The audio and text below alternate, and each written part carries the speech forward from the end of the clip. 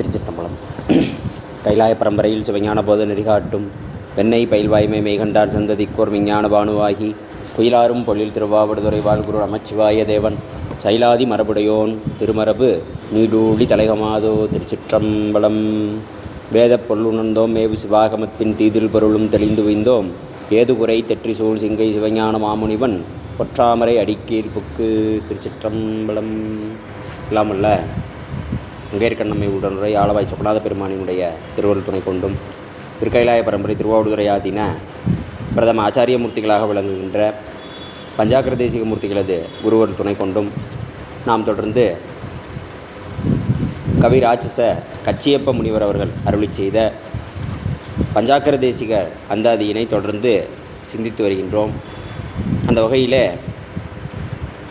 6வது திருப்பாடலிலே உருகும் கருணை பெரும் திறம் நோக்கி உலை மெழுகாய் பருகும் தனப்பு அற ஆனந்த தேரல் பமரமென திருக்கும் வினையின் திருக்கு அறுத்து ஆண்டு தன் சேவடி கீழ் தருகின்ற பஞ்சாக்கரவனோடு ஆடிய தாழ்குழலே என்று அகத்துறை அமைப்பிலே பஞ்சாக்கர தேசிக மூர்த்திகளுடைய திறத்தை நினைந்து தன்னுடைய மகளானவள் உருகி நிற்கின்ற தன்மையினை எடுத்து காட்டுவதாக ஏற்கனவே பார்த்தோம்.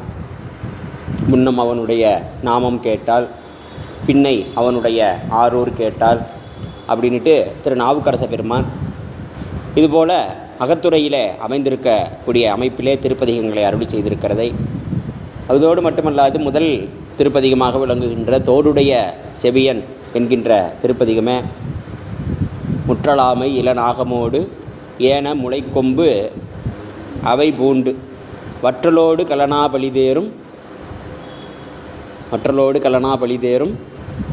உள்ளம் கவர் கல்வன் அப்படின்னு சொல்லிட்டு அந்த திருப்பதிகத்திலேயே ஆசிரியர் சொல்லுகிறார். இன வளை சோர அப்படின்னு சொல்கிறார். அதாவது என்னுடைய வளையல்கள் சோர்ந்து கலன்று விழும்படியாக எனக்கு மையலை செய்தவன். அதாவது நம்ம ரொம்ப அன்புக்குரியவங்க பார்த்தா ரொம்ப நாள் பிரிஞ்சிருந்தா வந்து பார்த்ததுமே என்ன இப்படி அழைச்சி போயிட்டீங்க அப்படிமா.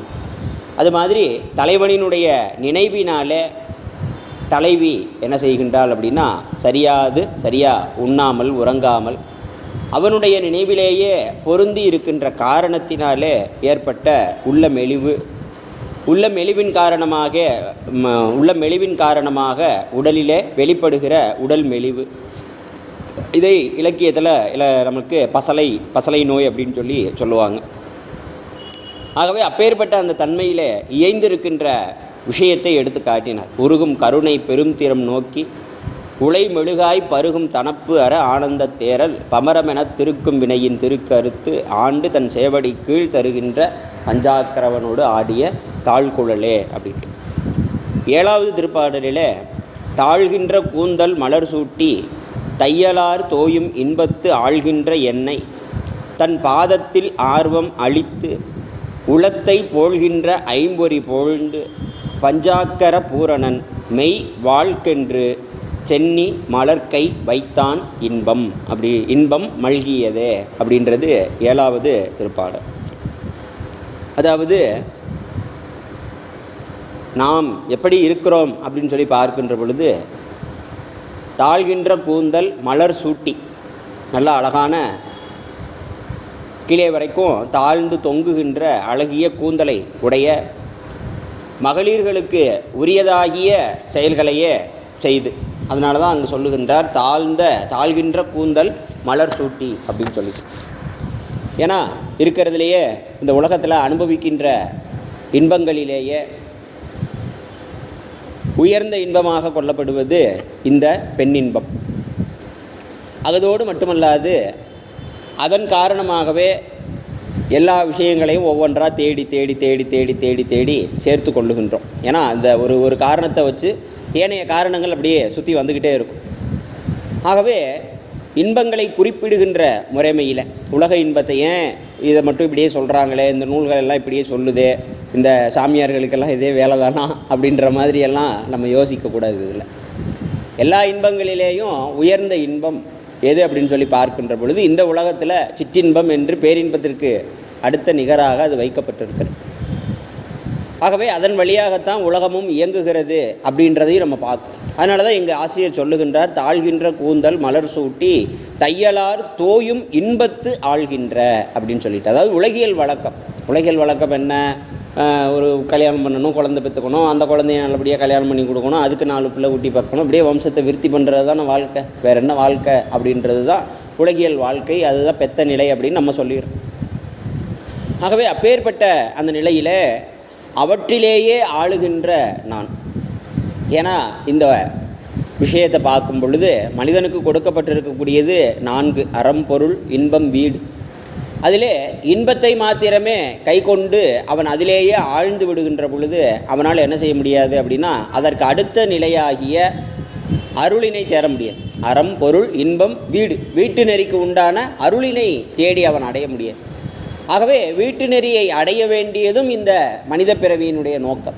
வீட்டு இன்பத்தை அடைய வேண்டியதும் மனித பிறவியினுடைய நோக்கம். இங்கு இந்த இன்பத்தை அனுபவிக்கக்கூடாது, அந்த இன்பத்தை அனுபவிக்கக்கூடாது அப்படின்ட்டுலாம் ஒன்றும் சொல்லலை. இருக்கட்டும்யா, இல்லை இருக்கட்டும்ண்ணே, 4 பேர் தானே இருக்காங்க, அடுத்த வாரம்மா.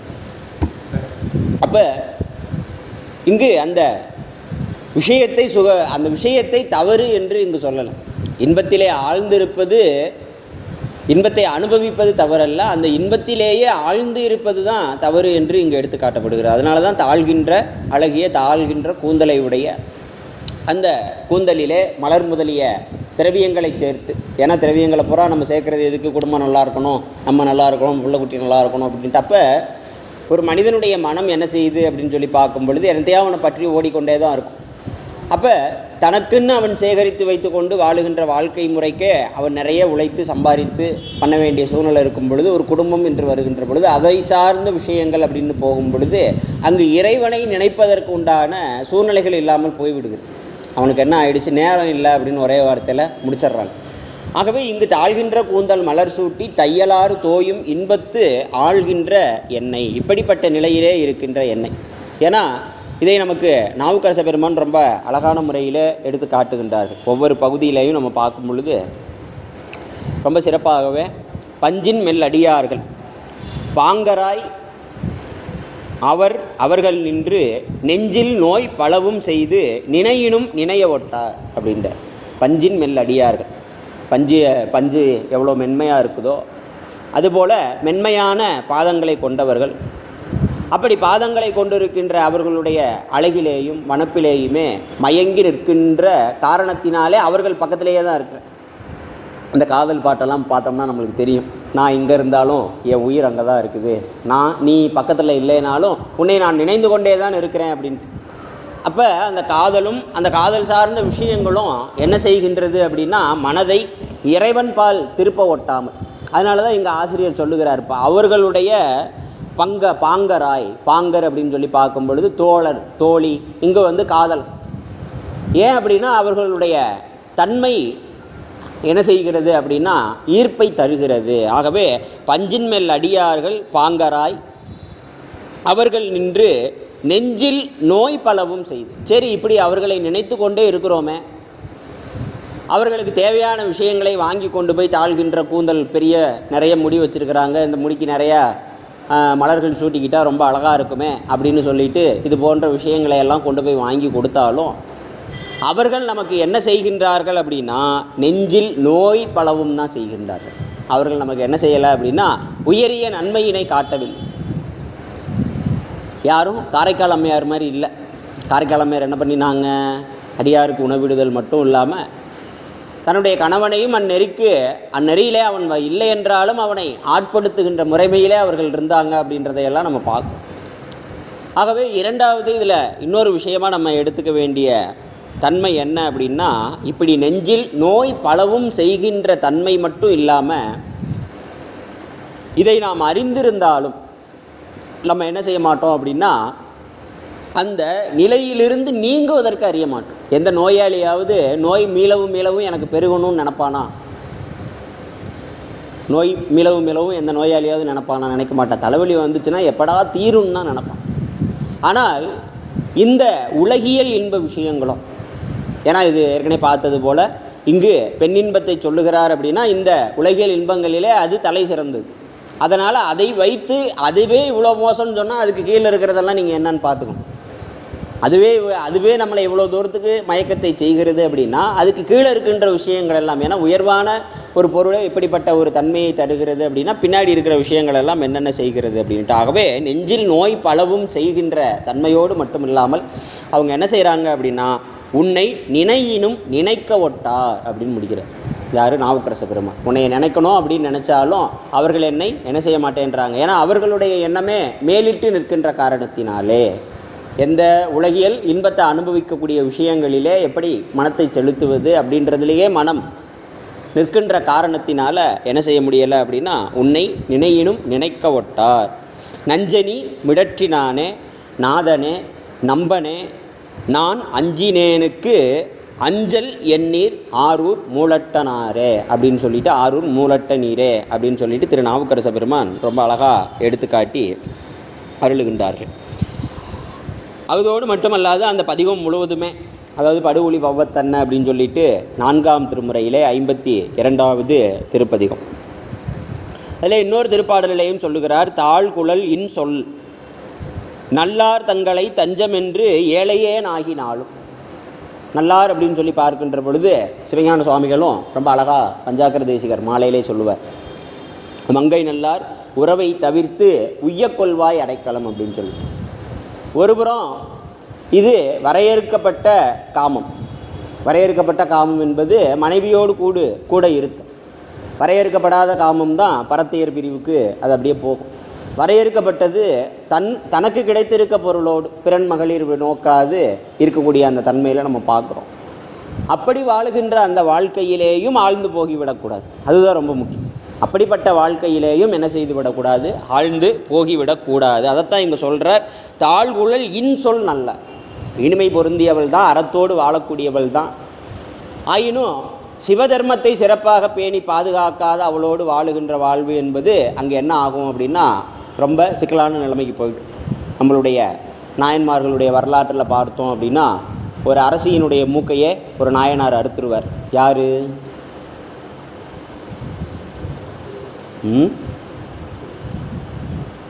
அரசியினுடைய மூக்கை ஒரு நாயனார் அறுப்பார். அப்ப இருக்கட்டும், எனக்கும் ஞாபகம் வரும்.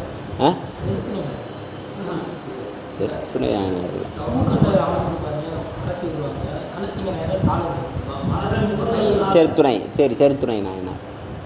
அரசன் சைவன்.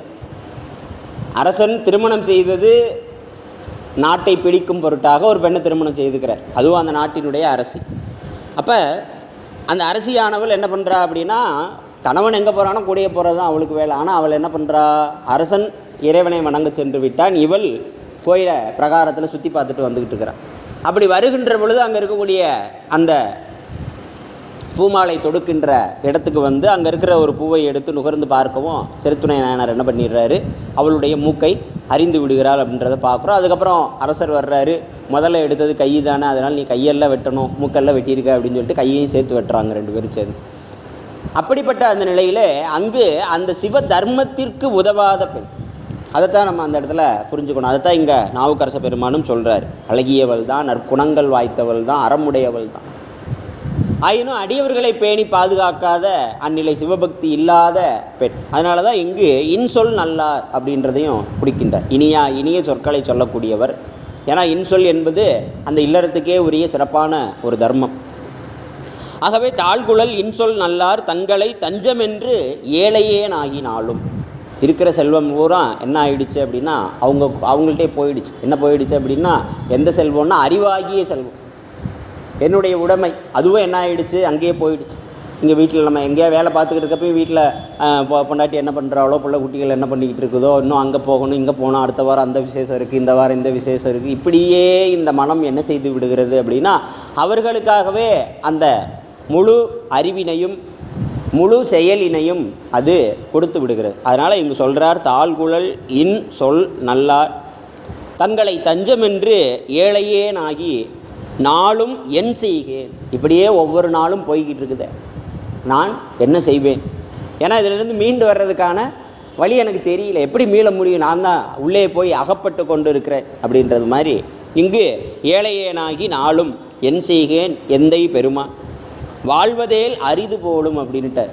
என்னது இப்படிப்பட்ட ஒரு வாழ்க்கை இப்படியே போச்சு அப்படின்னா இந்த வாழ்க்கையை வாழ்வது ரொம்ப அரிதான ஒரு விஷயம் அப்படின்ட்டு. ஆனால் இது நமக்கு இப்போ இதெல்லாம் சொல்ல போய் தான் நமக்கு தெரியுது. இன்னும் நம்ம அதை உணரணும். நம்ம வாயில் மிளகாயை வச்சு கடிச்சா எப்படி எரிச்சல் இருக்குமோ அது மாதிரி நாவுக்கரச பெருமான் அதை எடுத்துக்கொண்டு அதை உணர்ந்து அதை ஒரு கருப்பொருளாக்கி அதை ஒரு பாடலாக நமக்கு உபதேசம் பண்ணியிருக்கிறாருன்னா அவங்க எந்த அளவுக்கு அந்த விஷயத்தை உள்வாங்கியிருக்கிறாங்கன்ற நம்ம பார்க்கணும். முதல்ல இந்த கருத்தை நம்ம உள்வாங்கிக்கிறதுக்கே நம்ம படாத பாடுபடுவோம். ஆனால் அவர் ஒரு கருத்தை என்ன பண்ணுறார், வெளிப்படுத்துகிறார். ஆகவே தாழ்குழல் இன்சொல் நல்லார் தங்களை தஞ்சமென்று ஏழையேனாகி நாளும் என் செய்கேன் எந்தை பெம்மான் வாழ்வதேல் அரிது அரிது போலும். அதோடு மட்டுமல்லாது வைகளும் ஐவர் ஆழ்குழி படுக்க வாற்றான். இதில் என்ன பண்ணுறாங்க அப்படின்னா இந்த மனைவி மக்கள் பெண்டீர் இவங்களெல்லாம் ஒரு பக்கம் பிடுங்கினது பத்தாதுன்னுட்டு இவங்கள்ட்ட இருந்து வெளியில் வந்தால் இந்த ஐம்புலன்கள் இருக்குது, கண் காது மூக்கு இப்படின்னு. இந்த 5 பேரும் என்ன பண்ணுறாங்க அப்படின்னு சொல்லி பார்த்தா இருக்கிறதுலே பெரிய குழியாக பார்த்து உள்ளுக்குள்ளே என்னை தள்ளி விட்டுறாங்க. இருக்கிறதுலே பெரிய குழியாக பார்த்து. அதனால தான் இங்கே சொல்கிறார் ஆழ்குழி படுக்க ஆற்றேன் அப்படின்ட்டு. ஏற்கனவே இவங்க கூட வாழ்கிறது கஷ்டம்ட்டாரு. சரி, இவங்களை புறத்தில் இருக்கக்கூடிய விஷயத்தெல்லாம் ஜெயிச்சிட்டோம் அப்படின்னா அகத்தில் இருக்கின்ற ஐவரை எப்படி ஜெயிக்க முடியும்? அகத்தில் இருக்கின்ற ஐவரை என்னால் வெல்ல முடியவில்லை. அதைத்தான் இங்கு ஆசிரியர் சொல்லுகிறார். உளத்தை போழ்கின்ற ஐம்பொறி போழ்ந்து அப்படின்றார். போழ்ந்து அப்படின்னா பிளத்தல் அப்படின்னு சொல்லுவாங்க. போழ்ந்து அப்படின்னா பிளத்தல், போழுதல் அப்படின்னு. இங்கு என்னுடைய உள்ளத்தை பிளக்கின்றது. எது பிளக்கின்றது அப்படின்னு சொல்லி பார்க்கின்ற பொழுது தாழ்கின்ற கூந்தலை உடைய இந்த மகளிருக்கு மலர்களை சூட்டி அவர்களிடத்தே இருக்கின்ற இன்பத்தே ஆளுகின்ற எண்ணெய் மேலும் மேலும் என்ன ஆகுது அப்படின்னா இந்த உள்ளத்தை போல்கின்ற, உள்ளத்தை நல்வழியிலே செல்ல விடாது இந்த ஐம்பொறிகளும் என்ன செய்கின்றது அப்படின்னா தன் பக்கம் அந்த அறிவு புறம் திருப்பி கொண்டு போயிட்டு வைகளும் ஐவர் ஆழ்குழி படுக்க ஆற்றேன் ஆரூர் மூலட்ட நீரே அப்படின்றது போல இந்த நிலையிலே நான் இருக்கிறேன். இந்த நிலையிலிருந்து என்னை மீட்டு காப்பவர் யார்? இந்த நிலையிலிருந்து இப்போ இதுதான் நம்ம நிலைமை இருக்கோம். எல்லா நிலைகளிலேயும் இன்பம்தான். உலகியல் இன்பத்தில் தலையாய இன்பத்தை பெண் இன்பத்தை இப்படி சொல்லிட்டாரு. இப்படி சொன்ன காரணத்தினால எல்லா இன்பங்களுமே வந்துடுச்சு உள்ளுக்குள்ள. ஐவரினாலே பெறுகின்ற இன்பம் எல்லாமே வந்துடுச்சு அப்படின்றத நம்ம பார்க்குறோம். அப்படி இருக்கின்ற பொழுது இவற்றிலிருந்து என்னை மீட்டு எடுக்கின்றவர் யாரு? சிவபெருமான். ரைட்டு, வகுப்பு முடிஞ்சிருச்சு, வீட்டுக்கு போகலாம். அந்த அறிவு இருந்தால் நம்ம இங்கே உட்காந்துருக்க போகிறோம். அந்த அறிவு இருந்தால் நமக்கு துன்பமே வரக்கூடாது. அந்த அறிவு எங்கே இருக்கணும்? வெறும் பேச்சில் மட்டுமா? நான் கோடீஸ்வரன் சொன்னால் நான் கோடீஸ்வரன் ஆக முடியுமா? சிவபெருமான் காப்பாற்றுவார்னு இப்படியே உட்காந்து சொல்லிக்கிட்டு இருந்தால் காப்பாற்றிடுவாரா? என்ன வேணும்? அறிவிலே திடம் வேண்டும். திடம் இல்லைன்னா ஒன்றுமே பட முடியாது. புயல் காற்று அடிச்சிச்சுன்னா அணைஞ்சு போகிற விளக்கு மாதிரி சிவபெருமான் காப்பாற்றுவார்னு எல்லாரும் சொன்னாங்க, நானும் சொல்லிக்கிட்டு இருந்தேன். போக வேண்டியதான் அப்படின்ட்டு அப்படியே போயிட வேண்டியதுதான். அப்போ இந்த ஐம்பொறி சேட்டைகளிலிருந்து விடுவிக்கின்ற தன்மை உடையவனும் உலக இன்பங்கள் எல்லாம் இப்பேற்பட்ட தன்மை உடையன என்பதை உணர்த்துவதற்கும் சிவபெருமான் தான் வரணும். ஆனால் அந்த சிவபெருமான் எப்படி வருவார்? குருவாகத்தான் வருவார். அதைத்தான் 8ஆம் சூத்திரத்தில் ஐம்புல வேடரில் என்ன சொல்லுவாங்க? ஐம்புல வேடரில் வளர்ந்தனை அயர்ந்தனை. குருநாதர் என்ன சொல்கிறாரு? நீ இது இத்தனை காலமும் என்ன பண்ணிட்ட அப்படின்னா இந்த உலக இன்பமே பெரிது என்று கருதி இந்த உலகமே மெய்ப்பொருள் என்று கருதி வாழுகின்றாய். அதான் நம்ம நேற்று கூட பார்த்தோம். பொய்யான செல்வத்தே புக்கு அழுந்தி நாள்தோறும் மெய்யாய் கருதி கிடந்தேனை அப்படின்னு சொல்கிறார். பொய்யான செல்வம் எது? இந்த உலகம். ஏன் இதை பொய்யான செல்வம்னு சொல்கிறாங்க அப்படின்னா இது காணல் நீர் போல். காணல் நீர் என்ன செய்யும்? இருக்கும். இங்கேருந்து பார்த்தா தூரத்தில் வெயில் அடிக்கிற காரணத்தினால அப்படி தண்ணி நிறையா அப்படின்னு தெப்பக்குளம் நம்பி நின்னா தூரத்தில் இருந்து பார்த்தா எப்படி அப்படியே மெதப்பாக தெரியுமோ அது மாதிரி மெதப்பாக தெரியும். ஆனால் அப்படி தெரிகின்ற அந்த தண்ணீரை நோக்கி நாம் செல்லுகின்ற பொழுது அதனால் நமக்கு பயன் கிடைக்குமா அப்படின்னா எந்த விதமான பயனும் கிடைக்காது. மேலும் மேலும் துன்பம் தான் கூடும். அது மாதிரி இந்த உலகியல் வாழ்வு என்பதும் இந்த உலகியல் வாழ்வினை அனுபவிக்கின்ற இந்த உடல் என்பதும் காணல் நீர் போன்றது. அதை தான் ஆசிரியர் ரொம்ப அழகாகவே இங்கே சொல்லுகிறார். இப்போ இதெல்லாம் பொய்யா அப்படி இப்படின்னா நம்ம அதுக்குள்ளே போகணும், இன்னும் நிறையா நம்ம உள்ளுக்குள்ளே போக போக தான் தெரியும். அப்போ அந்த இடத்துல இந்த விஷயம் பொய்யென்று அறிந்து கொண்டு, அதனால தான் அங்கே உண்மை விளக்கத்திலேயும் ஆசிரியர் சொல்லுவார், பொய்காட்டி பொய்ய கற்றி போதானந்த பொருளாம் மெய்காட்டும் மெய்கண்டாய் அப்படின்னு சொல்லுவார். அப்போ இந்த பொய்யான செல்வத்தே புக்கு அழுந்தி நாள்தோறும் என்ன செய்கின்றேன் அப்படின்னா ஒவ்வொரு நாளும் இதுதான் உண்மை என்று கருதி வாழுகின்றேன். கடவுள் தான் உண்மைன்னு சொன்னால் கடவுள்லாம் உண்மை கிடையாதுங்க அப்படின்னு சொல்லிட்டு வாழுகின்ற வாழ்க்கை. ஏன்னா பொய்யான செல்வம் இல்லையா. புக்கு அழுந்தி மெய்யாய் கருதி கிடந்தேனை ஆட்கொண்ட ஐயா என் ஆருயிரே அம்பலவா என்றென்று அப்படின்னு சொல்லிட்டு மாணிக்கவாசக பெருமான் சொல்லுவார். இதில் திருக்கோத்தும்பியில் ரொம்ப அழகாக இந்த பகுதியை சொல்கிறார். அப்போ பொய்யான செல்வத்தே புக்கு அழுந்தி அதையே நாள்தோறும் மெய்யாய் கருதி கிடக்கின்ற, இப்படி கிடக்கின்ற என்னை ஆட்கொள்வதற்கு யார் வரணும் அப்படின்னா சிவபெருமான் தான் வரணும். ஆனால் அந்த சிவபெருமான் எப்படி வருவார் அப்படின்னா நமக்கு, ஏன்னா திடீர்னு வானத்திலிருந்து குதிச்சு வந்து நான் தான் சிவபெருமான் சொன்னால் நம்ம நம்ப மாட்டோம். அதனால் அவர் நமக்கு சகல வர்க்கத்து ஆன்மாக்களுக்கு குருநாதராக எழுந்தருளி வருவார்.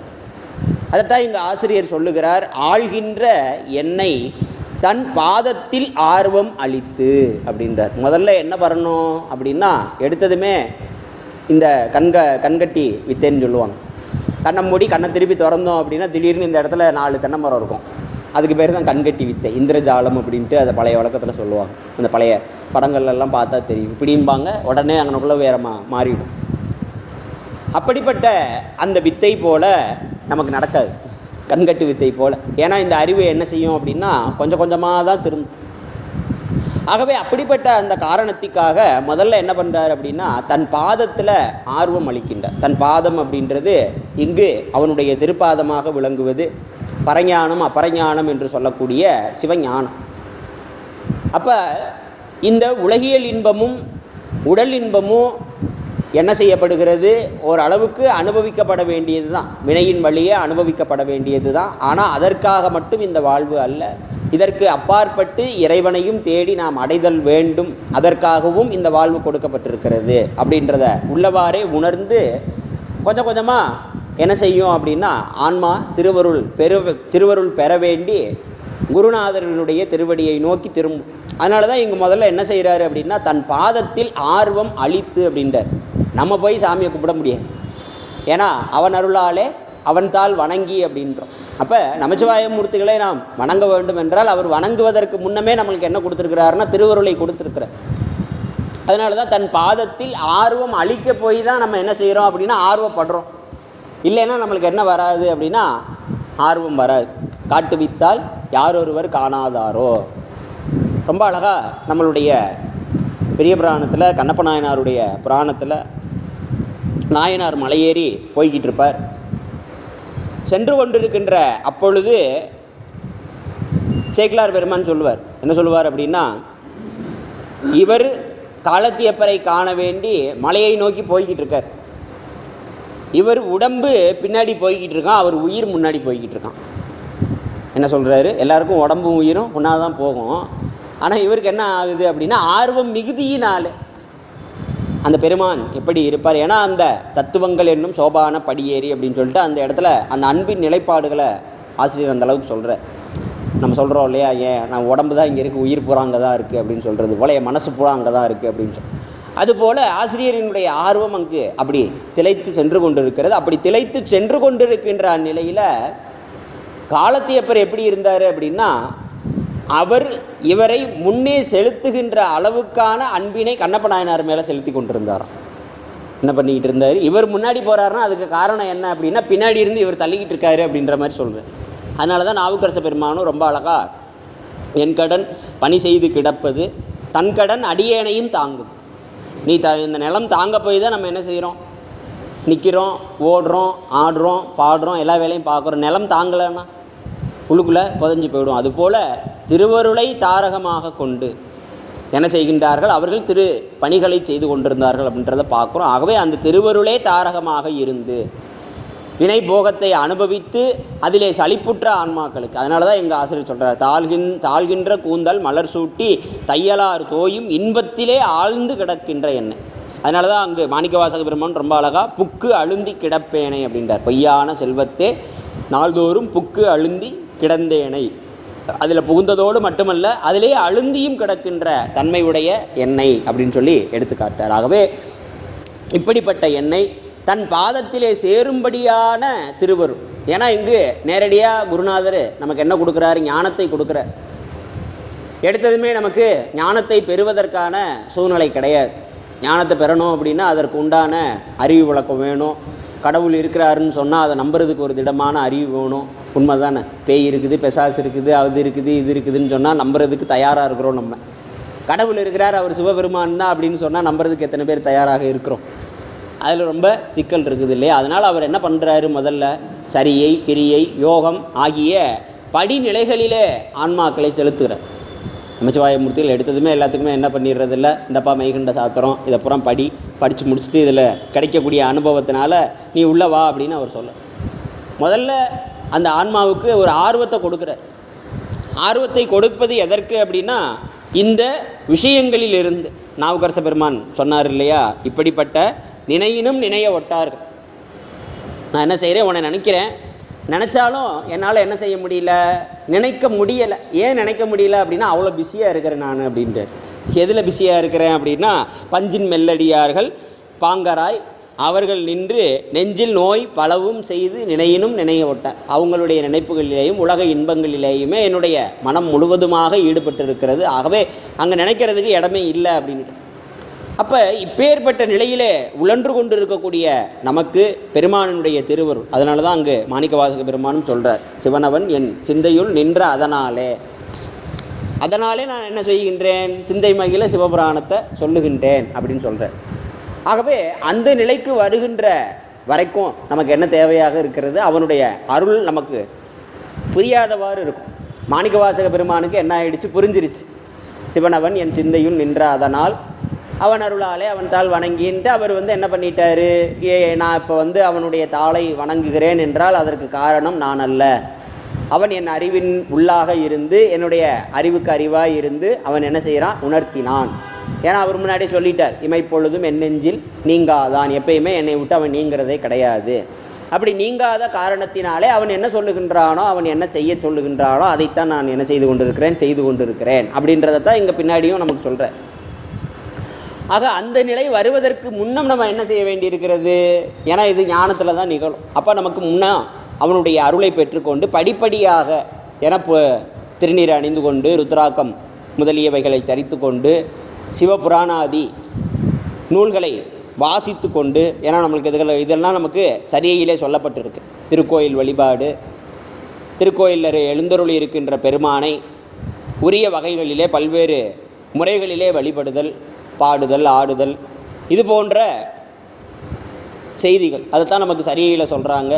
திருக்கோயில் அமைத்தல், நந்தவனங்களை வைத்தல், பராமரித்தல், திருவிளக்கு இடுதல், நந்தவனங்களை வைக்கிறது, பராமரிக்கிறது அப்படின்னு சொல்லிட்டு அதில் அடியவர்களுக்கு உரிய தொண்டுகளை செய்தல், இப்படின்ற விஷயங்களை எல்லாம் எடுத்து சொல்கிறாங்க. அப்போ இதனுள்ளே எல்லாம் என்ன செய்ய வேண்டும், முதல்ல நம்ம போய் தொண்டு செய்து படிப்படியாக பழகுதல் வேண்டும். அப்போ அந்த பழகுதலுக்காக முதல்ல என்ன செய்கிறாரு அப்படின்னா அருளை கொடுக்குறார். எடுத்ததுமே நேரடியாக நமக்கு கடவுள் நின்று காட்சி கொடுத்துருவார் அப்படின்ட்டு கிடையாது. நம்ம பெரிய புராணத்திலே பார்க்குறோம், ஒவ்வொரு அடியவர்களும் தெள்ளி வடித்த பொருள் சிவபெருமானுடைய திருவடி தான் என்று உணர்ந்திருந்தாலும் நம்ம ரொம்ப அழகாக பார்த்துக்கிட்டோம் அப்படின்னா சிறுதொண்ட நாயனாருடைய வரலாறு, அதில் நாயனார் சிறுதொண்ட நாயனார் எப்படி இருந்தாருன்னு நம்ம பார்க்குறோம். அவருடைய வரலாறு என்ன சொல்கிறாங்க,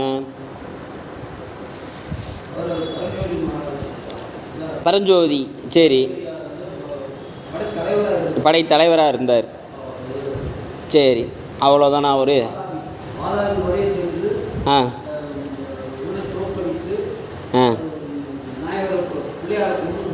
சரி, அவ்வளோதானா?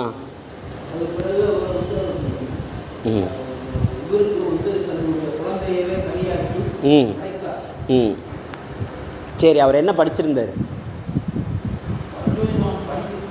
படிப்பு தெரியல. ஏன்னா நம்ம நினச்சிக்கிட்டு இருக்கோம் இல்லையா, அடியார்கள்னாலே இப்படி தான் இருப்பாங்க அப்படின்ட்டு. சேக்கிழார் பெருமான் சொல்கிறார், ஆயுள்வேத கலையும் அழகில் வடநூல் கலையும் தூய படைக்கல தொழிலும் துறை நிரம்ப பயின்றுள்ளார் பாயும் மத குஞ்சரம் பரியும் உகைக்கும் பண்பு மேய தொழில் விஞ்சையிலும் மேதினியில் மேலானார். ஆயுள்வேத கலை, ஆயுள்வேத கலையிலையும் அழகில் வடநூல் கலையும், வடநூல் தொகுப்பு இலக்கியம் இலக்கணம் இத்தியாதிகளில் வடநூல் கலையிலையும் பெரிய வித்தகம் உடையவர். தூய படைக்கல தொழிலும் துறை நிரம்ப பயின்றுள்ளார். என்ன பண்ணியிருக்கிறார், ஆயுள்வேதம் தெரியும், பெரிய டாக்டர். அதுக்கடுத்து இலக்கண இலக்கியம்லாம் கரைச்சி குடிச்சிருக்கிறார். வடநூல் கலையும் அப்படின்னு சொல்கிறார். வடநூல்களில் இருக்கக்கூடிய எல்லா இலக்கியங்களையும் கரைச்சி குடிச்சிருக்கிறாரு. அதுக்கப்புறம் என்ன சொல்கிறாரு, தூய படைக்கல தொழிலிலே இருக்கின்ற துறைகள். ஏன்னா துறைகள் அப்படின்னா நம்ம என்ன சொல்லுவோம், துறைகள் படைக்கல துறைகள் அப்படின்னு சொல்கிறார். மருத்துவம் அப்படின்றது ஒரு துறை. மருத்துவத்துக்குள்ள பல்லுக்கு தனியாக ஒரு பிரிவு இருக்குது, தலைக்கு தனியாக ஒரு பிரிவு இருக்கிறது போல படைக்கலம், அதாவது போர்க்களம், போர் தொழில் என்பது ஒரு தொழில். அதில் பல வகையான உட்பிரிவுகள் இருக்குது. நேரடியாக வீரர்கள் போரிடக்கூடியவர்கள், மிருகங்களை வச்சு போரிடக்கூடியவர்கள், நேரடியாக ஆயுதங்களை வைத்து போரிடக்கூடியவர்கள், மதிநுட்பத்தினாலே போரிடக்கூடியவர்கள் அப்படின்னு சொல்லிட்டு பல உட்பிரிவுகள் உண்டு. அப்படி இருக்கின்ற அத்துணை உட்பிரிவுகளினுடைய நுணுக்கங்களையும் அறிஞ்சிருக்கக்கூடியவர். ஏதோ 1-2 கிடையாது. அவர் என்ன சொல்கிறாரு, ஒரு துறை 2 துறை, எனக்கு குதிரை ஓட்ட தான் தெரியும், யானை ஓட்ட தான் தெரியும், எனக்கு கத்தியை எடுத்து தான் சண்டை போட தெரியும், யானையில் ஏறி போக சொன்னீங்கன்னா எனக்கு தெரியாது அப்படின்லாம் அவர் சொல்ல மாட்டார். அவர் என்ன பண்ணியிருக்கிறாரு, ஆயுள்வேதத்தை படிச்சிருக்கிறாரு, வடநூல் கலைகள் முழுவதும் உணர்ந்திருக்கிறார், படைக்கல தொழில் முழுவையும் ஒரு துறை கூட தெரியாத அளவுக்கு எல்லா துறைகளிலேயும் சிறப்பு பெற்றிருக்கிறார். துறை நிரம்ப பயின்றுள்ளார். அந்த துறையில் இவர் அடிச்சுக்கிறதுக்கு ஆளே கிடையாது. அப்படிப்பட்ட அந்த நிலையில் பாயும் மத குஞ்சரமும் பரியும் உகைக்கும் பண்பு மேய தொழில் விச்சையிலும் மேதினியில் மேலான. இந்த உலகத்தில் குதிரையினையும் யானையினையும் நாயனார் போல ஓட்டி செல்வதற்கு ஒருவர் கிடையாதுன்னு சொல்கிற அளவுக்கு திறமை வாய்ந்தவர். யானையை ஓட்டிட்டு யானை மேலே உட்காந்து போர் செய்கின்ற அந்த தொழிலிலேயும் குதிரையை ஓட்டி செல்வதிலேயும் அவருக்கு நிகரான ஒருவர் மேதினியில் இந்த உலகத்தில் இல்லை அப்படின்னு சொல்லுகின்ற அளவுக்கு திறமை உடையவர். அதாவது அறிவும் உண்டு, உடல் பலமும் உண்டு. ஏன்னா சிலருக்கு அறிவு பலம் இருக்கும், உடற்பலம் இருக்க. அப்போ அறிவு பலமும் உடையவர், உடல் பலமும் உடையவர். இப்படிப்பட்ட அந்த நிலையில் உளம் நிறை கலைத்துறைகள் ஒளிவு இன்றி பயின்று அவற்றால் தெள்ளி வடித்து அறிந்த பொருள். இப்படி சும்மா ஏதோ சிவபக்தி, ஏதோ கோயிலுக்கு போனோம் சாமி கும்பிட்டோம் அப்படின்ற மாதிரிலாம் கிடையாது. இப்போ ஏற்பட்ட ஒரு கெப்பாசிட்டி இன்றைக்கி சொல்கிறோம் இல்லையா, படித்தவன் தாங்க கடவுள் இல்லைன்னு சொல்கிறாருன்னு சொல்கிறோம். ஆனால் இவ்வளவு படிச்சுட்டு தான் நாயனார் என்ன பண்ணுறாரு, இதெல்லாம் படித்து தெரிஞ்சு அதில் தெளிவாகிற சேக்கிழார் பெருமான் எப்படி காட்டுறாருன்றதை நம்ம பார்க்கணும். உள்ளம் நிறை கலைத்துறைகள் ஒளிவு இன்றி பயின்று, மனசுக்குள்ளே எல்லா துறைகளையும் அப்படியே படித்து இதில் இதுதான் அப்படின்னு தெளிகின்ற. இதெல்லாம் கடைசியாக எதை தான் சொல்ல வருது, ஒரு மனிதனுடைய வாழ்வு என்பது வெறும் போர்க்களத்தோடு முடிஞ்சு போயிடுறதா, வைத்தியத்தோடு முடிஞ்சு போயிடுறதா, இப்படி இலக்கியங்களை ரசிக்கிறதோடு முடிஞ்சு போயிடுறதா, இல்லை இந்த வாழ்க்கையை ரசிக்கிறதோடு முடிஞ்சு போயிடுறதா, இந்த மனித வாழ்வு எங்கே தான் கொண்டு போகுது நம்மளை? ஏன்னா நம்ம கொஞ்சமாக நம்ம குமுதம் விகடன் படிக்கிற ஆட்கள், அதனால் அவர் என்ன யோசிச்சிருக்கிறாருன்றதை தான் நம்ம பார்க்கணும். அங்கு ஆசிரியர் சொல்கிறார், இப்படி உள்ள நிறை கலைத்துறைகள் ஒளிவு இன்றி பயின்று, எல்லா துறைகளையும் அவர் என்ன செய்யலை, இது வேணாம் அப்படின்லாம் நினைக்கல, எல்லா துறைகளையும் ஒளிவு இன்றி பயின்று அவற்றால் தெள்ளி வடித்த பொருள். சரி, இதனால் நம்மளுக்கு கிடைக்கின்ற பொருள் என்ன, இதில் சொல்லப்படுகிற உண்மை என்ன, இதனால் நம் வாழ்க்கைக்கு ஒரு மனிதனுக்கு தேவையான உண்மை என்ன அப்படின்னு சொல்லி பார்க்கின்ற பொழுது, தெள்ளி வடித்து அறிந்த பொருள் சிவன் கடலில் செறிவு என்றே கொல்லும் உணர்வினில் முன்னே கூற்று உதைத்த களர்க்கு அன்பு பல்லமடையாய் என்றும் பயின்று வரும் பண்புடையார். அதனால் என்ன ஆச்சு, தெள்ளி வடித்த பொருள் எது, சிவபெருமானே அப்படின்றத உணர்ந்த. தெள்ளி வடித்த பொருள் சல்லடையில் போட்டு சலிச்சு பார்த்துருக்குறேன். ஆமாம், வடித்த பொருள், வடிகட்டின்னு சொல்கிறோம் இல்லையா. வடிகட்டினா என்ன, அதுவும் எப்படி வடிகட்டி இருக்கிறாருன்னா ரொம்ப மெல்லிசான துணியில் வச்சு வடிகட்டி இருக்கிறார். ஏன்னா ஏனைய வடிகட்டிகள் கிடைக்கும், அறிவாகிய வடிகட்டியை நம்ம எங்கேயுமே கண்டுபிடிக்க முடியாது. ஏன்னா நீங்கள் என்ன தான் படித்தாலும் கடித்தாலும் கடைசியில் இங்கே மண்டையில் என்ன தேங்கி நிற்கிதோ அதான் விஷயம். அதனால் இங்கே ஆசிரியர் சொல்கிறார், தெள்ளி வடித்த பொருள் எது அப்படின்னு சொல்லி பார்க்கின்ற பொழுது அதைத்தான் திருவள்ளுவ தேவநாயனார் சொல்கிறார். என்ன சொல்கிறார்? கற்றதனால் ஆய பயனென்கொள். அப்படியே அந்த குறளுக்கும் இந்த விஷயத்துக்கும் அப்படியே கொஞ்சம் கூட என்ன இருக்காது, வேற்றுமை இருக்காது. கற்றதனால் ஆய பயனென்கொள், வாளறிவன் நற்றால் தொழார் எனின் அப்படிம்பார். அதுபோல இங்கு அத்துணை நூல்களையும் அத்துணை கலைகளையும் பயின்ற காரணத்தினாலே அவற்றினுடைய பொருள் என்ன அப்படின்னா, இந்த மனித வாழ்வு, இந்த வாழ்வுக்கு மேலாக இருந்து இவ்வாறு இந்த தனுகரண புவன போகங்களை கொடுத்து இந்த வகையில் ஆன்மாக்களுக்கு இன்ப துன்ப நுகர்வுகளை ஊட்டி இந்த இன்ப துன்ப நுகர்வுகளிலே இருந்து வேறுபட்டு இருக்கின்ற ஆன்மாக்களுக்கு தன்னுடைய திருவடி இன்பத்தை கூட்டி அவன் என்ன செய்கின்றான், நிலையான பேரின்பத்தை பெறுவதற்கு தான் இந்த வாழ்க்கை. அதனால தான் ஊனடைந்த உடம்பின் பிறவியே தானடைந்த உறுதியை சாருமால் அப்படின்னு சொல்லிட்டு, தேனடைந்த மலர் பொழில் தில்லையுள் மானடம் செய் வரதர் பொற்றால் தொலை அப்படின்னு சொல்லிட்டு இந்த மனித பிறப்பு இதற்காக அப்படின்றத நமக்கு எடுத்து காட்டுறாங்க. அதை நாயனார் என்ன பண்ணுறார் அப்படின்னா உணர்கின்றார். அதனால தான் சிவன் கடலில் செறிவு என்றே கொல்லும் உணர்வினில் முன்னே கூற்று உதைத்த கலருக்கு அன்பு பள்ளமடையாய் என்றும் பயின்று வரும் பண்பினர். அதாவது பள்ளத்தில் எப்படி தண்ணி விழுந்துக்கிட்டே இருக்குமோ அதுபோல சிவபெருமானுடைய திருவடியை இடைவிடாது வணங்கி வருகின்ற பண்பினை உடையவர் அப்படின்னு அறிமுகப்படுத்திட்டு தான் உள்ளுக்குள்ள அடுத்து போரே ஆரம்பிக்குது. போர் எங்கே ஆரம்பிக்கும்? இதுக்கப்புறம் தான் போரே. ஏன்னா முதல்ல நாயனாருடைய திறம் என்ன அப்படின்னு, அதுக்கப்புறம் தான் அவர் போருக்கு போகிறார், போரிலே வெற்றி அடைகிறார். வெற்றி அடைந்ததற்கு பின்பு அரசன் அதை உணர்கின்றான். உணர்ந்து அப்படிப்பட்ட அடியவர் இவர் அப்படின்னு உணர்ந்து கொண்ட பின்பு அவருக்கு வேண்டிய செல்வங்களை எல்லாம் கொடுத்து நீங்கள் இது போல திருத்தொண்டு செய்து வாருங்கள் அப்படின்னு சொல்லி அனுப்புகின்றார். அந்த நிலையில் நாயனார் என்ன பண்ணுறார், தன்னுடைய அந்த திருத்தொண்டிற்கு ஏதுவாக ஒரு துணையினை அமைகின்றார். அதைத்தான் நம்ம பார்க்குறோம். திருவெண்காட்டு நங்கை அப்படின்னு சொல்லிட்டு அவரை திருமணம் செய்து கொண்டு அவருக்கு மிக அருமையான முறையில் அந்த இல்வாழ்வின் பயனாக அங்கு ஒரு புத்திரன் சீராளத்தேவர் என்கின்ற ஒரு குழந்தையும் பிறந்து அதன் வழியே பல அற்புதங்கள் நிகழ்ந்த விஷயங்களை எல்லாம் நம்ம பார்க்குறோம். ஆகவே இப்படிப்பட்ட அந்த நிலையில் அந்த இறைவனுடைய திருவடியை இடைவிடாது பற்றி நின்று அந்த தெளிவிலே நின்று வாழுகின்ற வாழ்க்கை என்பது வேற. அவரும் வாழ்ந்தார். இவ்வளோ நடந்ததுக்கப்புறமும் அவரும் உலகியல் இன்பத்தில் தான் இருந்தார். ஒரு பெண்ணை திருமணம் முடித்து கொண்டார்.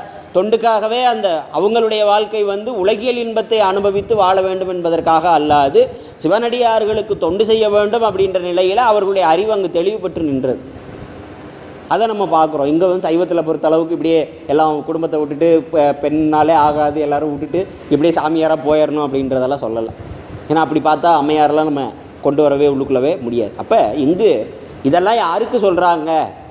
இந்த பெண்ணின்பம் கூடாது, இது இப்படிலாம் சொல்கிறதெல்லாம் யாருக்கு அப்படின்னா, அதிலேயே ஆழ்ந்து கிடந்து அதிலேயே தங்களுடைய முழு உழைப்பையும் கொடுக்கின்ற அவர்களுக்காக இது என்ன செய்யப்படுகிறது, சுட்டி சொல்லப்படுகிறது அப்படின்றத நம்ம புரிஞ்சுக்கணும். ரெண்டாவது இன்னொரு விஷயம், மாயையையும் பெண் என்று தான் நம்மளுடைய சாத்திரங்கள் எடுத்து காட்டுகின்றன, தோத்திரங்களும் எடுத்து காட்டுகின்றன. ஆகவே மாயையினாலே பெறுகின்ற அத்துணை போகங்களையும் பெண் வடிவிலே சொல்வதும் இலக்கிய மரபில் ஒரு வழக்கம். மாயை அப்படின்றதும் பெண் அப்படின்றது தான். மாயையிலிருந்து தான் நமக்கு சாமி என்ன கொடுக்குறாரு, இந்த எல்லாமே நம்ம பார்க்குற எல்லாமே மாயையிலிருந்து வந்தது தான். தனு கரணம் புவனம் போகம் எல்லாமே மாயையிலிருந்து வந்தது தான். ஆகவே அந்த மாயையிலிருந்து பெறப்படுகிற இன்பம் நமக்கு என்ன செய்யும், மயக்கத்தை உண்டு பண்ணும். மயக்கத்தை உண்டு பண்ணுமா? அப்போ அதோடு அப்படியே மயக்கத்தை உண்டு பண்ணணும்னு முடிச்சிடலாமா அப்படின்னா அப்படி முடிக்க முடியாது. அந்த மயக்கம் மேலும் மேலும் வினைகளை செய்ய தூண்டி அடுத்தடுத்த பிறவிக்கு வித்தாகி போயிடும். ஆகவே அப்படிப்பட்டதாகிய இன்பம் எனக்கு வேண்டாம். ஏன்னா இது உலக இன்பத்தை அனுபவிக்க அடுத்தடுத்து அப்படின்ட்டு தான் போய்கிட்டு இருக்கும். ஆகவே அந்த வகையான இன்பம் வேண்டாம் அப்படின்றதான் இங்கு ஆசிரியர் எடுத்துக்காட்ட வருகிறார். ஆகவே தாழ்கின்ற கூந்தல் மலர் சூட்டி தையலார் தோயும் இன்பத்து ஆழ்கின்ற எண்ணெய் என்ன செய்கின்றாய் அப்படின்னா, தன் பாதத்திலே ஆர்வம் அளித்து உன்னுடைய திருவடியிலே அடியேன் பற்று கொள்ளும்படியாக உன்னுடைய திருவருளை தந்து உள்ளத்தை போல்கின்ற ஐம்பொறி போழ்ந்து இப்படி ஆர்வத்தை கொடுத்துட்டாரு. ஆர்வத்தை கொடுத்ததுக்கப்புறம் நம்ம வழிபாட்டுக்கு போகிறோம் அப்படின்னு சொல்லி பார்க்கின்ற பொழுது இதுவரைக்கும் சுதந்திரமாக இருந்தது. நம்ம பார்த்துக்கிட்டோம் அப்படின்னா, ஒரு சின்ன நாய் வளர்த்திங்கன்னா தெரியும். அதை கட்டி போடாமலே வளர்த்துட்டீங்க அப்படின்னா திருப்பி அந்த நாயை கட்டி போட்டோம் அப்படின்னா அந்த நாய் என்ன செய்யாது. அது மாதிரி தான் நம்ம நிலைமை. கட்டி போடாமல் வளர்த்த நாயை கட்டி போட்டால் என்ன செய்யும்? வீச்சு வீச்சு வீச்சு வீச்சுன்னு கத்தி அதை அவுத்து விடலைன்னா உண்டு இல்லைன்னு பண்ணிடும். அது மாதிரி இத்தனை காலமும் நம்மளுடைய சுதந்திரத்துக்கு நம்மளுடைய சௌகரியத்துக்கே வாழ்ந்து வந்துட்ட நம்ம இப்போ திடீர்னு இதெல்லாம் அடக்கி உடக்கி உக்காரணுன்னா முடியுமா? முடியாது. அப்போ அந்த இடத்திலே அந்த அடக்கத்தையும் அந்த ஒடுக்கத்தையும் நமக்கு கற்பிப்பது யார் அப்படின்னா குருநாதர் தான்.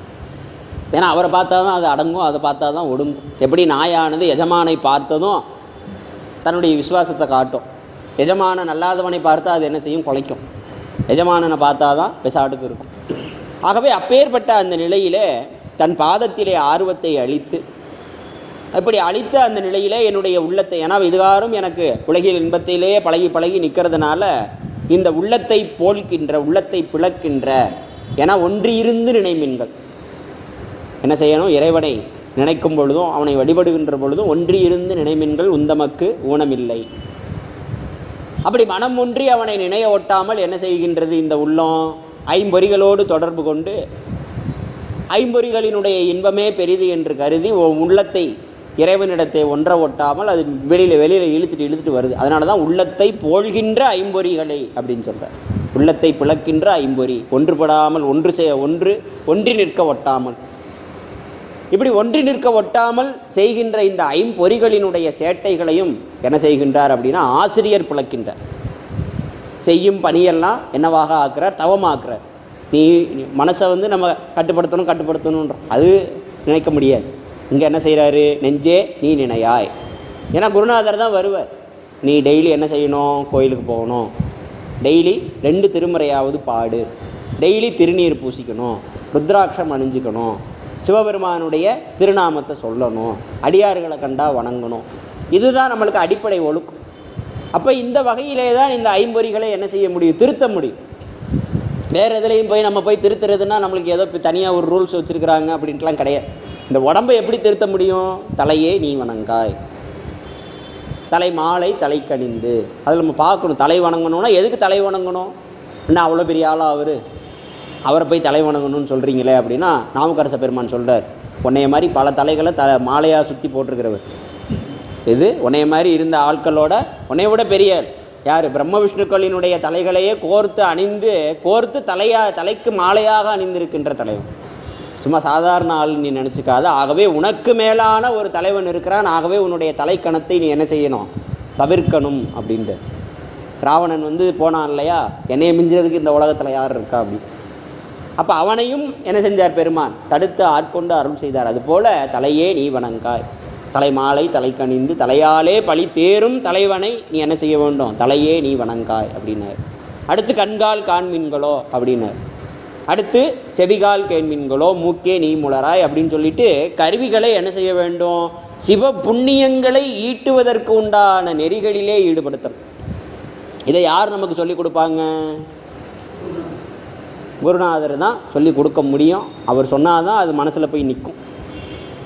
ஆகவே தான் இங்கு சொல்லுகிறார், தன் பாதத்திலே ஆர்வம் அளித்ததோடு மட்டுமல்லாது அடியேன் செய்கின்ற அவ்வினைக்கு இவ்வினைன்னு மாறி மாறி அந்த வினை வந்து பிறவியாகிய சுழற்சியில் சுழன்று கொண்டிருக்கின்ற என்னை அந்த சுழற்சியிலிருந்து மீட்டு எடுக்கும்படியாக என்ன செய்தாய்? என்னை உன்னுடைய அடியவனாக ஆக்கி. ஞானசம்பந்த பெருமான் சொல்வது போல அவ்வினைக்கு இவ்வினையாம் என்று சொல்லும் அகுதரியே. ஒய்வினை நாடாது இருத்தல் உந்தமக்கு ஊனமன்றோ, கைவினை செய்து எம்பிரான் கழல் அடி போற்றுதும் நாம் அடியோம். செய்வினை தீண்டப்பெறா திரு நீலகண்டம் அப்படின்னு சொல்கிறேன். கைவினை செய்து எம்பிரான் கழல் அடி போற்றுதரும் வினைதான். ஏன்னா அதுவும் செயல்தான். ஆனால் அந்த செயலினாலே உங்களுக்கு விளைவது பிறவி கிடையாது. பிறவியை அறுக்கின்ற செயல். முன்னாடி செய்கின்ற செயல் என்னவாகும்? பிறவியை கூட்டுகின்ற செயல். இறைவனை நோக்கி நாம் செய்கின்ற செயல்கள் எல்லாம் என்ன செயல்கள்? பிறவியை அறுக்கின்ற செயல். அதனால தான் அம்மையார் கடைசியில் கூட என்ன கேட்குறாங்க?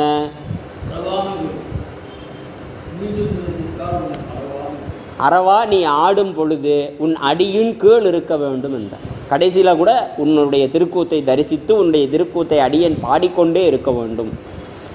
ஏனென்றால் அந்த தொழிலை விட்டுடுச்சு அப்படின்னா திருப்பி இந்த உலகத்துக்கு தான் வந்தாகணும். அதனால் அங்கு இப்படி பொறி புலன்களை உள்ள வகையிலேயே ஒடுக்குதல் என்பது இங்கு அவற்றை உலக விஷயங்களிலே செல்ல ஒட்டாது சிவப்பணிகளிலே திருப்பி நிற்கிறது. மனசை உலக விஷயங்களிலே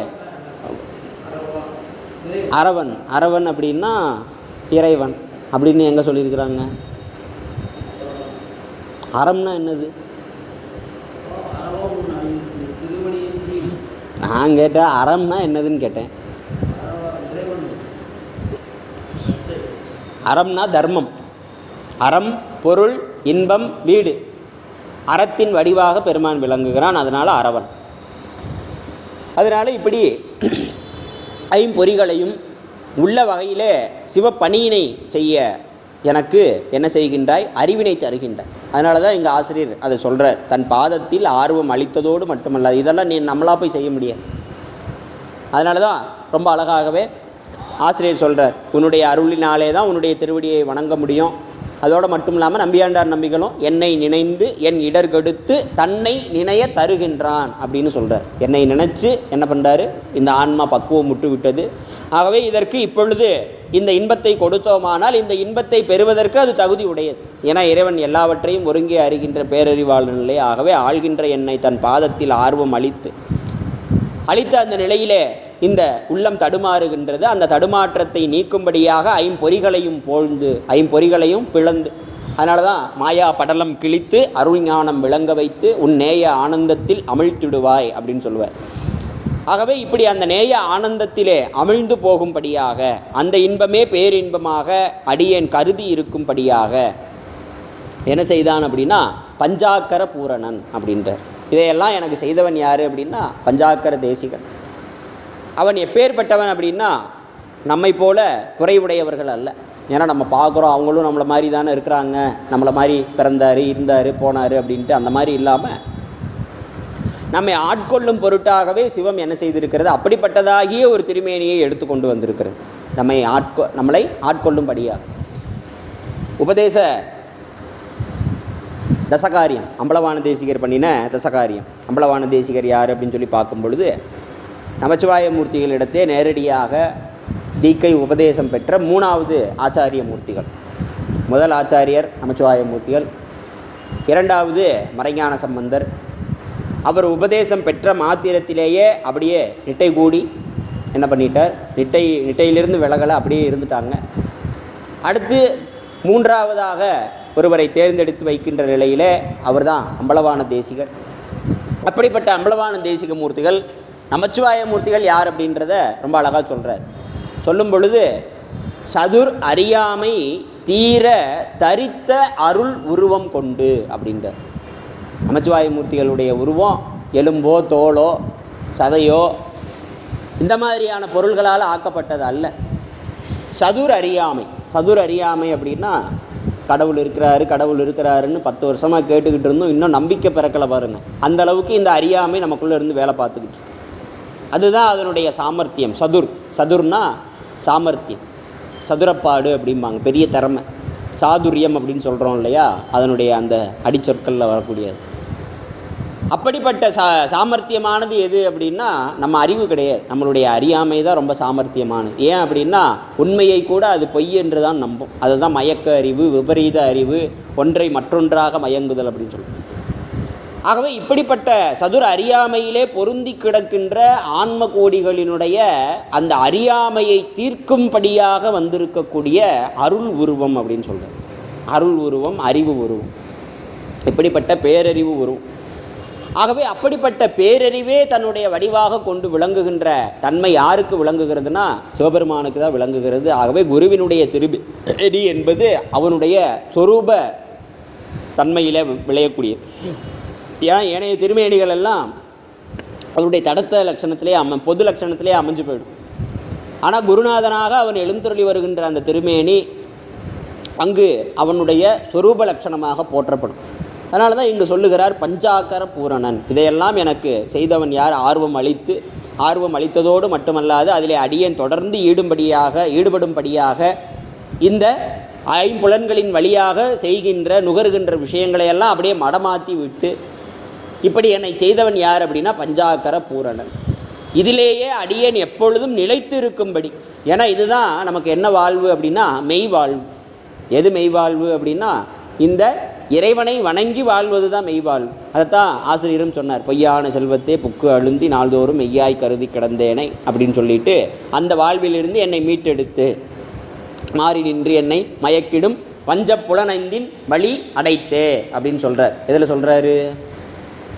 மாறி நின்று என்னை மயக்கிடும் வஞ்ச புலன் ஐந்தின் வழி அடைத்து என்னுள் அமுதே ஊறி நின்று என்ன சொல்றாரு? மாறி நின்று என்னை மயக்கிடும் வஞ்ச புலனைந்தின் வழி அடைத்து என்னுள் அமுதே ஊறி நின்று எழுகின்ற பரஞ்சோதி உள்ளவா காண வந்து அருளாய் தேரலின் தெளிவே சிவபெருமானே திருப்பெருந்துறை உரை சிவனே. அதுக்கப்புறம் என்ன சொல்றாரு? தேரலின் தெளிவே சிவபெருமானே திருப்பெருந்துறை உரை சிவனே ஈரிலா பதங்கள் யாவையும் கடந்த இன்பமே என்னுடைய அன்பே அப்படின்ட்டு கோயில் மூத்த திருப்பதிகத்தில் சொல்ற. அப்ப மாறி நின்று மயக்குகின்ற வஞ்ச புலன்களினுடைய வழியினை அடைத்து என்ன பண்றாரு? என்னுள் அமுதமே ஊறுகின்ற படிக்கான உபாயத்தை அவர் தான் சொல்ல முடியும். அதுதான் மெய்யான வாழ்வு. அதனாலதான் பொய்யாயின எல்லாம் போய் அகல வந்தருளி. அதுக்கப்புறம் என்ன சொல்றாரு? மெய்ஞானமாகி மிளிர்கின்ற மெய்ச்சுடரே அப்படின்னு சொல்ற. அப்ப பொய்யான வாழ்வு தான் என்னது? புல்லாகி பூடாகி புழுவாகி மரமாகி அப்படின்னு சொல்லுகின்ற இந்த வாழ்வு அத்தனையும் பொய்யான வாழ்வு. அப்ப மெய்யான வாழ்வு பெற வேண்டும் என்றால் அங்க என்ன செய்ய வேண்டும்? பொய்யா இதெல்லாம் பொய் என்று சொல்லி நமக்கு அறிவுறுத்தி அந்த அறிவுறுத்துதலிலே நாம் நிலைத்து நிற்கும்படியாக செய்து நிலைத்து நிற்கின்ற நிலையிலே மேலும் மேலும் திருவருள்களை செய்து நம்ம என்ன செய்ய வேண்டும்? மெய் வாழ்வுக்கு அழைத்து செல்ல வேண்டும். அவர் தான் நமக்கு யாரு? மெய்யான குருநாதர். அதைத்தான் இங்க சொல்றார், பஞ்சாக்கர பூரணன் மெய் வாழ் என்று, மெய் வாழ்க்கென்று அப்படின்றார். அதாவது மெய் வாழ்க்கைக்கு என்று சென்னி மலர்க்கை வைத்தான். நீ நல்ல வாழ்வினை பெற வேண்டும் என்று சொல்லி அவன் என்ன செய்தார் அப்படின்னா, மெய்யான வாழ்வினை பெற வேண்டும் என்று என்னுடைய சிரசிலே அவனுடைய மலர் போன்ற கைகளை, ஏன்னா நம்ம பார்க்குறோம் குருநாதருடைய ஆசீர்வாதத்தில் திருநெற்றியில் திருநீர் பூசி விடுறது, மேலே கையை வச்சு ஆசீர்வாதம் பண்ணுறது, தீட்சை நேரத்தில் குருநாதர் வந்து கையை மேலே வச்சு ஆசீர்வாதம் பண்ணுவாங்க. ஏன் அப்படின்னா அந்த சிவோகம் பாவனையிலிருந்து இந்த உயிரும் சிவமாகட்டும் அப்படின்னு சொல்லிட்டு அவர் ஆசீர்வாதம் பண்ணின பிறகு தான் நமக்கு அந்த பாவனையே நிற்கும், இல்லைன்னா நிற்காது. சில பேர் வந்து நாங்கள் குருநாதரே இல்லாமல் எல்லாமே பார்த்துக்குவோம்பாங்க. ஆனால் அங்கு அவர் அந்த தீக்கை நேரத்தில் அந்த உத்தரவு கொடுக்கணும், இவனுடைய பாவனையிலே சிவம் பொருந்தி நிற்கட்டும் அப்படின்னு சொல்லும் பொழுது தான் அந்த பாவனை அங்கு நிலை பெறும். இல்லைன்னா அந்த பாவனை என்ன செய்யாது அப்படின்னா நிலை பெறாது. ஆகவே போழ்கின்ற ஐம்பொறியினை போழ்ந்து பஞ்சாக்கர பூரணனாகிய அவன் மெய் வாழ்க்கைக்கு என்று என்ன செய்தான் அப்படின்னா, சென்னி என்னுடைய தலையின் மீது தன்னுடைய மலர் கைகளை வைத்து, மலர் போன்ற திருக்கைகளை வைத்து என்ன செய்தான்? ஆசீர்வாதம் செய்தான். அதனாலே எனக்கு இன்பம் அழுகியது, எனக்கு மெய்யான இன்பம் வந்து பொருந்தியது. இதுக்கு முன்னாடி இருந்த இன்பம் எல்லாம் பொய்யான இன்பம் ஆயிற்று. அதனாலதான் அங்க ஆசிரியர் சொல்றார், என்னுள் எழுகின்ற பரஞ்சோதி அப்படின்ற, என்னுள் அமுதே ஊறி எழுகின்ற பரஞ்சோதி அப்படி. அதனாலதான் மாறி நின்று மயக்கிடும் வஞ்ச புலனைந்தின் வழியடைத்தே அப்படின்னு சொல்லுகின்ற இந்த விஷயங்கள் எல்லாம் இதுபோல உலக இன்பத்தை துறந்து மெய்யான இன்பத்தை பெற்ற அந்த நிலையிலே மெய் இன்பத்தை அனுபவிக்கின்ற முறையிலே அனுபவத்தை கூட்டி வைத்தவன் அப்படின்னு சொல்லிட்டு, அதனால இதனால் விளைகின்ற இன்பம் பேரின்பம். சிற்றின்பத்திலிருந்து நீக்கி அடியனை படிப்படியான முறைகளிலே திருவருள்களை செய்து அறிவு விளக்கத்தை செய்து, அறிவு விளக்கத்தை செய்ததோடு மட்டுமல்லாது அவன் என்ன இன்பத்தை பெற்று விளங்குகிறானோ அவ்வின்பத்தை அடியேனும் பெரும்படியாக செய்திருக்கின்ற பெருங்கருணை உடையவன். அதனால தான் அங்கு பஞ்சாக்கர பூரணன் அப்படின்னு சொன்னார். அவன் யாரு அப்படின்னா பூரணன், சிவமே அங்கு எழுந்தருளி இருக்கிறது. ஆகவே அப்படிப்பட்ட பூரணன் மெய் வாழ்க்கைக்கு என்று சென்னி மலர்க்கை வைத்தான். அப்படி வைத்த அந்த காரணத்தினாலே இன்பம் மல்கியது அப்படின்னு சொல்லிட்டு நம்மளுடைய கச்சியப்ப முனிவர் அவர்கள் தன்னுடைய அனுபவத்தையே இந்த திருப்பாடலாக நமக்கு அருளி செய்திருக்கிறார் என்று கூறிக்கொண்டு இந்த அளவிலே நிறைவு செய்கின்றேன். ஹரஹர நம பார்வதி பதையே, ஹரஹர மகாதேவா. திருச்சிற்றம்பலம். கைலாய பரம்பரையில் சிவஞான போத நெறிகாட்டும் என்னை பயில்வாய்மை மிகண்டான் சந்ததிக்கோர் விஞ்ஞான பானுவாகி குயிலாரும் பொழில் திருவாவடுதுறை வாழ்குரு நமச்சிவாய தேவன் சைலாதி மரபுடையோன் திருமரபு